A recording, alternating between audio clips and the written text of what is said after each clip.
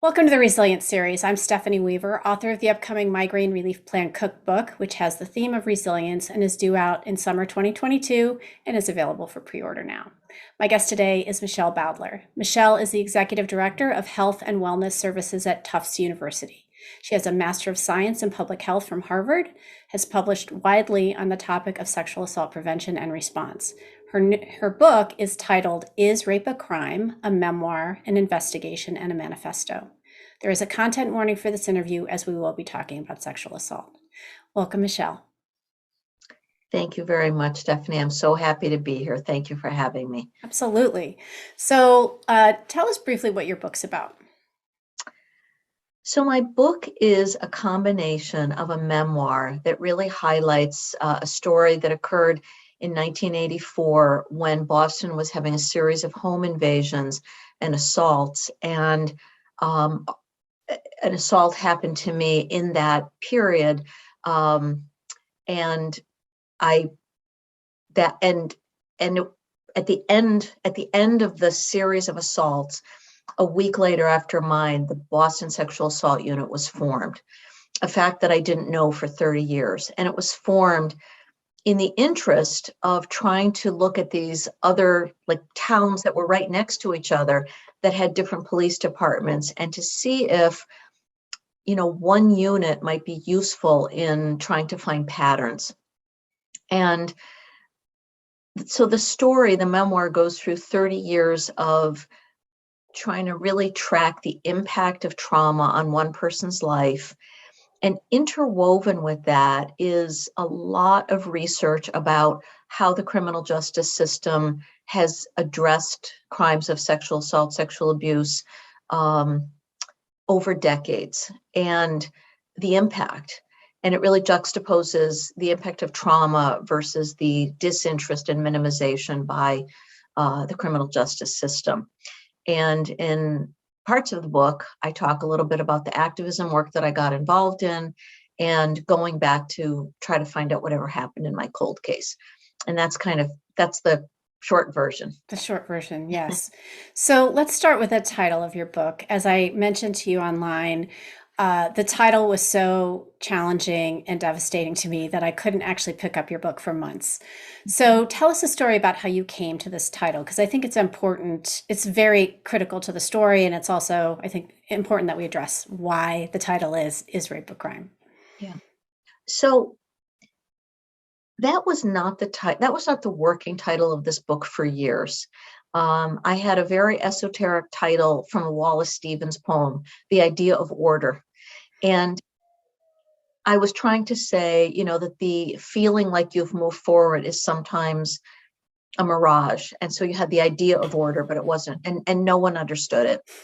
And when I, although I do love that poem, The Idea of Order at Key West. And when I started really feeling like the book was getting ready for me to see whether it might be published, people who were reading it said to me, I was really struck at the part in your book where a fellow survivor asks you that question. So it's not, the title is not, there's two issues really. The title is not a trick. It's not meant to be cheeky. It's not meant to be sensationalistic. In fact, people who have been sexually assaulted, many of whom I became friends with over my advocacy work, found out 15, 20 years later that their rape kits, which contains DNA evidence, had sat in warehouses untested. And then when cities finally got around to testing them because these issues became more public, they found out that there were serial perpetrators hidden in those thousands of untested rape kits. And the woman who said that to me was somebody who had been the victim of a serial perpetrator in a different city.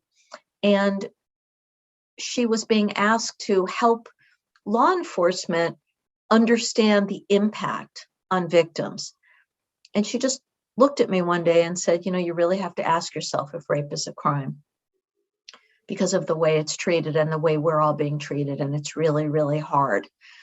And I felt like that was a fair question to start with. I also have to say that, and I do know that the title is hard for people. I also feel like there's a reason why I have an essay talking about why the word rape is so hard to hear and so hard to say, and that we often feel like it's unspeakable, which can sometimes make people who have had the experience feel like what happened to them and they themselves are unacceptable in a certain way. And to talk about it is going to do people harm. And so I think we have a ways to go, and I feel bad that it can still have that impact, but I'm glad you gave me the chance to talk about it and to explain. Absolutely. And I want to just tell everyone watching, you absolutely should read this book. Everyone in the United States and the world should read this book because it made me think so differently about how these crimes are addressed. I've never been able to watch the SVU show. I can't even remember what the name, Law and Order. But the very pat in 45 minutes, the crime is solved and it's prosecuted is not how most people's experience is and not what Michelle's experience was. So let's talk a little bit about the memoir portion of your book. You mentioned, give us the year again, how old you were, and just sort of briefly talk about. I think you so beautifully showed how the trauma derailed you, and I think that's something that it derailed you in your education, in your work. I think people don't really understand that, and I think, like with many things, people assume a couple months go by and you're over it, whatever that is, the grief or the trauma or whatever. So tell us about that portion of the book. Um, so it was 1984, and I was 24 years old, and I was just starting out in my life. I had graduated from college. I was immersed in feminist politics, and I really thought I was all that. I was confident and excited about what the world had to hold for me, and I wanted to make a difference. And I was working at a magazine, and really was enjoying it. And I was an English major, and I thought, well, maybe this is something I'll pursue as a career. And when my home was invaded by two men, and we did say content warning, but it was a very violent assault, and basically my goal was to stay alive. I really absolutely believed I was going to be killed. There was a weapon involved, and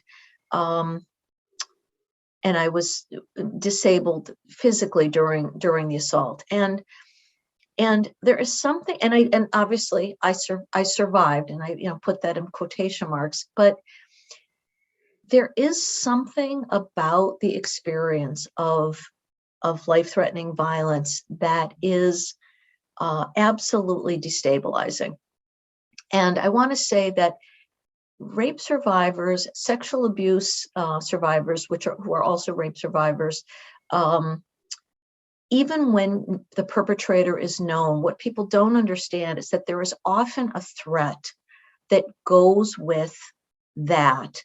If you tell somebody, I'm going to hurt your family, or you'll destroy the family, or I will hurt other people and it'll be your fault, or even I'll hurt myself and it'll be your fault.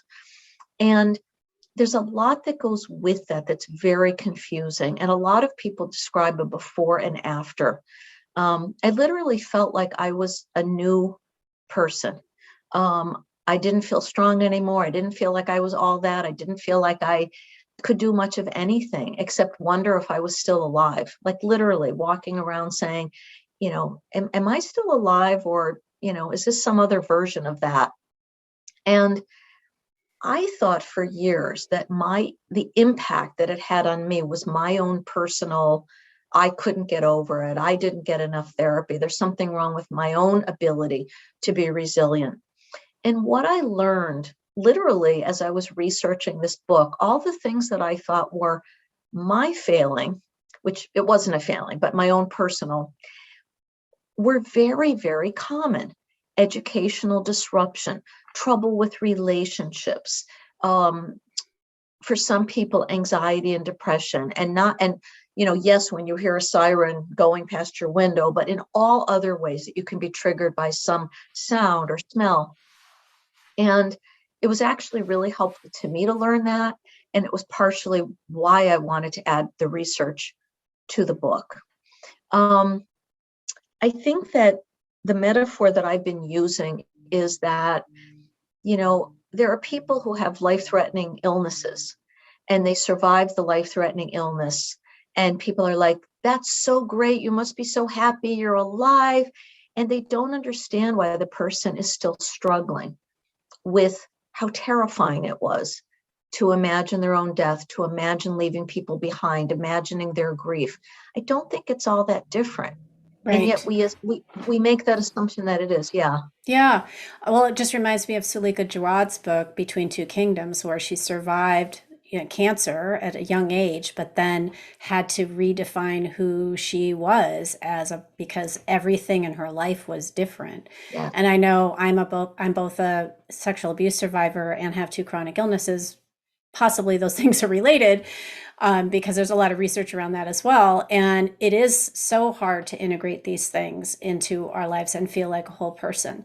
I also just want to say I'm very sorry that this happened to you. And I thank you for sharing all of this with us here, but also in the book, because I think the book is so important and will help so many people. So I just wanted to say that as well. Thank you. Thank you for saying that. And I also thank you for sharing and appreciate that you did. And I know that no matter what, it's always hard. It's always hard. So let's move on to the investigation portion Okay. of the title.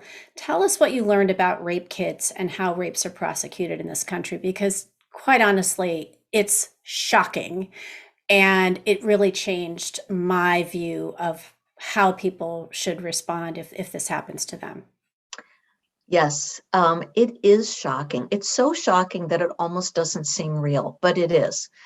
Um, so in 2007, which was, 20 years after my assault, I started hearing just the littlest bit about untested rape kits. And I was curious about what that was. And I started reading articles about what was happening, like that there were 11,000 or 12,000 untested rape kits sitting in a Los Angeles warehouse. And there were some here and there were some there. And then finally, in 2007, I believe it was, lo and behold, I read an article in the Boston Globe, and I live in near Boston.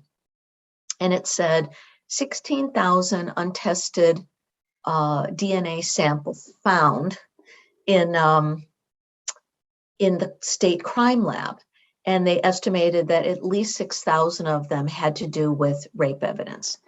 And I started in that moment thinking, could that be why I never heard from the police, except, I met with them once and I never heard from them again. I called once to see if they had any news. They didn't have any news, and that was the end of it. Even though these cases were supposed to be a priority of this new unit, and you would have thought that they would have been working hard to show that the unit was working, but no. So I started investigating. I started typing in things like untested rape evidence and rape kits, and found that the estimates were anywhere between 2 and 400,000 untested rape kits in the United States. And what's so amazing about that is that, as I say in the book, and that I've heard other people say as well, when you've been sexually assaulted, your body is in essence a crime scene. It has DNA that to a certainty could identify the perpetrator. And what the explanation for all of these untested rape kits were things like, it's too expensive to test them all. There's too many of them. We're going to wait until we find the perpetrator, then we'll see if there's a match. And as you know, with a murder case, until you find the murder, you think you use every available piece of evidence at an investigation to see if you can identify a perpetrator. But with rape and sexual assault, it was like the opposite. And then people said things like, well, why would we have to test rape kits if we know who the perpetrator is? And some people, many people know who their perpetrator is. The problem with that is that even if you know the perpetrator, it doesn't mean they're not a serial perpetrator. And in fact, I talk in the book about someone who became a friend of mine who was assaulted by someone or raped. And when her kit was tested 13 years later in Los Angeles, it was identified with a couple of other cases, one of whom was a marital rape case where the person was in a state where they tested all rape kits, even though the husband was known as the person who did it. And he was a long distance trucker, and he matched to all these people dotted along the country. And so all the excuses that get made for why it isn't important just don't hold up. And it's the only felony.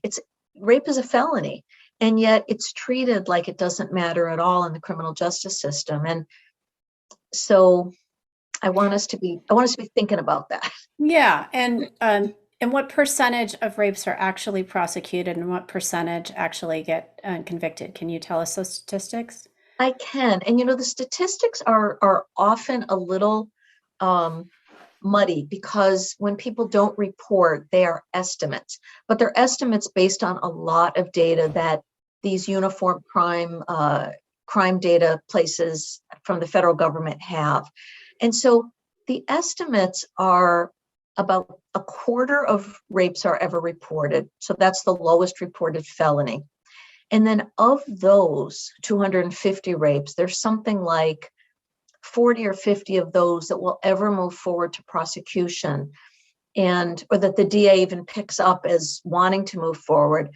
Maybe a handful of those, like 10, ever wind up in a courtroom. And I think it's something like 1% of the original 1,000 of rapes somebody would ever be in jail even for a day. And so for reported rapes, it's something like 2 or 3%. It's still very, very low. So that's what I was saying, viewers, about how shocking it is, especially when we have this perception from TV crime shows that this stuff gets taken care of. It Right. in fact is not. And also, one of the most kind of harrowing scenes in the book is the assault's harrowing, but the rape testing for you Yeah. was 6-8 hours. Yeah. It's incredibly invasive, incredibly traumatizing. And then to find out that this evidence just goes into a box in a warehouse. And so it really did make me think, wow, if hopefully that will never happen to me, but if it did, I don't think I would report it. I wouldn't put myself through that. I would just immediately get help and get medical care and get working on the trauma of it and recovery. And I would never have thought that before reading this book. So I do think it's super important, and that moves us right into your manifesto. So what do you want readers to know and do as a result of reading your book? So I think there's a couple of things I do. I'm glad you said that, because I do think that maybe we need to have some different options besides the criminal justice system to help people who need to heal and not feel like everything has to go through the criminal justice system. And I will answer your question, but I want to give a good example of that. I also want to say that rape kits over the last 25 years, they have found a way to make them, they're still very, very long, but they're more like 2 to 3 hours, which is still a long time. And there are people now who, because these issues have been identified, are working on accountability for when there's a rape kit in a hospital, where does it go? The victim in some states can track it, and they can ask for accountability in ways that didn't exist a long time ago. There's still a long way to go. But part of what I'm hoping for is that through this manifesto, that people recognize the seriousness of the crime, which doesn't mean that I am a big fan of incarceration. I mean, I feel very ambivalent, because I know that we incarcerate people too often that really have done petty crimes and don't really look at how to think about these major felonies that have this kind of impact. And it's really, it can be really complicated, and we could probably talk about it for hours. So let's just leave that out there as a complicated issue for us to think about. The manifesto is a couple of things. One is that I really do ask for us to look at why all of this is happening, not just that it's happening, and to look at how it is that this crime particularly impacts women, children, also people of color, and particularly Native American women, and LGBTQ folks like myself have higher rates. And so when you look at why this issue is uniquely minimized, I'm asking people to make the connection that it may be who the victims are and what status we give them in society, and to work to make that change, to name it for what it is, and not look at an individual piece of this, but to look at the whole picture and then think about trying to make a change. And I've talked about a little bit about accountability in law enforcement. If you're not at a base, I mean, what is it? A detective's job is to investigate crime. And when people don't, there's no consequence. And so to have consequences and accountability for people who aren't doing their jobs, to really try to, if we are going to look to law enforcement, to make sure that they represent and that they look like the people that they're supposed to protect, and aren't as homogenous as they are now. And that we do more to look at our helpers in our world, medical professionals and psychologists and mental health professionals, and make sure that they're, there's and police departments, there's an assumption of an understanding of trauma, and that people are doing trauma informed care, but it's not universal in everyone's curriculum. And I'd like to see that. And of course, I also want to encourage people to vote and make sure, because legislation does harm. When you have, and I'm going to say this right now, and maybe not everyone will listen to me, but when you have a governor of Texas who has thousands and thousands of untested rape kits in his state, explain to people on TV that it's really okay to have a law that there are no exceptions for rape in this abortion bill, because we're gonna fix it. We're gonna be tough on crime, and we're gonna solve rape cases. Well, if the past is any predictor of the future, that makes no sense. Right. Well, I think he actually said we're going to eliminate rape in Texas. Eliminate, that's what he said. Yes, thank you. Good luck with that. How are you going to do that? Wave your magic wand. Yes. Yeah, he's not. And so then you wind up feeling like, okay, so we could protest what he says, but we can also vote and make sure that we don't have somebody speaking for an entire state that includes probably 1 in 3 women who've had abortions and are now terrified, and many who've been raped being told they're going to eliminate rape when they're doing a terrible job at it. So right. we have to become good citizens and do our jobs to make sure our voting rights are protected. I actually think that's critical. So Michelle, what did going through that experience, both your own and working in the space that you do in assault prevention, teach you about resilience? I'm so glad you asked that question. I've been thinking so much about resilience lately, and the book that I wound up writing started off as a book. You don't know this yet, but it started off as a book, and this might actually be my second book, trying to understand concepts of resilience in trauma survivors, because there I was feeling like I was suffering. And I met all these other rape survivors who knew their perpetrators, and I imagined they were doing great, and they imagined I was doing great. And they would say things to me like, how did you manage a long-term relationship? How did you manage to get back for your graduate degree. And I was like, I thought to myself, that is a question, Michelle. You should go think about that. And I do believe that there are early lessons about resilience that I learned from my family of origin. We had a lot of trauma I had a lot of trauma as a child. My father died when I was very young and at 6 years old. And he was a beloved, you know, he was the rock in this little family. And we had to somehow learn how to go on, and it was hard. And it really did cause me, as I grew up, and after this trauma, I was like, I'm going to go back and think about things that other people have been through. And even in my own family, ancestors have been victims of in World War II. They've had to leave their home country because of anti-Semitism.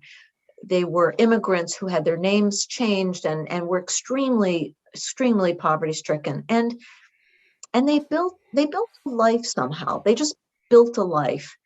And I think that for me, activism, picking a spouse, a wife who is she's very optimistic, and she's somebody who I felt like I would often look at her and think, how does a person get so much joy out of cutting up flowers that she planted and that are now beautiful, and she puts them on the table and she's filled with joy? And I would think, there's something to that. Like, it sounds so silly now, but for me, it was like, I want some of that. Like, I need to find joy in smaller, like if I can find it in little small things, I think the bigger things will fall into place.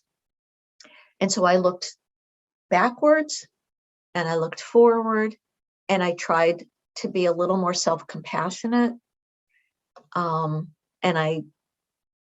I think that the combination, and also I did work my job trying to improve the sexual assault policies that were so impacting students. And I felt like it wasn't perfect, and it was, there were many people who were harmed over many years, but I felt like I took a problem and I did something. And then that made me feel like, okay, I do have some agency. I'm just gonna say, I feel like it's so easy to see agency in other people. What's harder is to find it in ourselves. I think that's, do you agree with that? I do. And that's why actually the theme of this cookbook, I mean, it's rare that a cookbook has a theme, but the concept behind the cookbook was, okay, you figured out that you have this chronic illness. How can we live a beautiful life even though Yes. we have chronic illness? And so I interviewed all these people and continued the series because it's so enriching to me to have these conversations. And I do think it's so critical. When you said agency, I was just sitting here nodding because I suffer from migraine disease, and it's so unpredictable. And the last thing you feel like you have is agency. And so part of why I went the lifestyle and diet route and helped other people hopefully discover some things that worked for them is because agency is so important. It just is. So yes, I think that's 100% agree. And I would say, like, I'm really glad you said that, because I think there's two things that you have to do when somebody is suffering. You have to say, and you did, I'm really sorry. I wish this never happened to you. I feel the same with what you've just said about this chronic illness. And while you're saying that to yourself, maybe, because other people don't necessarily want to be told what to do, if you're not also telling yourself, is to think about ways to move forward. It's like it's a both and. Like, I'm really sorry this happened, and I'm going to work to find some relief for myself. Because what other choices do we have? And it actually can feel really good and Well, I mean, empowering. we all have choices to, wallow for sure. And I know when I was really sick with what they at the time thought was chronic fatigue and fibromyalgia, 2003, I would set a timer for 15 minutes and just cry and feel sorry for myself and just feel miserable. And then when the timer went off, I'd say, okay, that's enough for today. I'm going to think about something else. I'm going to try to read a magazine or watch a movie or whatever. I couldn't really do very much because I was so sick, but that helped me because it acknowledged where I was and how I felt. So I wasn't denying my feelings, but Yes. it also didn't keep me in that space for too long, because I do think there's a biochemical side to those negative emotions that is impactful for our bodies. So my last question for everyone is, what are some self-care resilience strategies that you personally find helpful? Well, um, I really am working on self-compassion. So lately, I've been feeling really exhausted. Um, I work full time. I'm trying to write a second book. Um, I if I can't write, I say to myself, it's okay because you can write tomorrow. And let's try to do something else that you enjoy.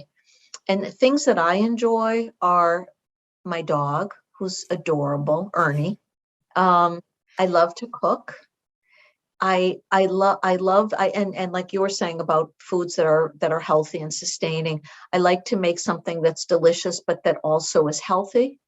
I really like that. I like to read, and I find that if I'm feeling like I'm in a negative space or even feeling like overwhelmed, that's a time when I know that I need to get some rest.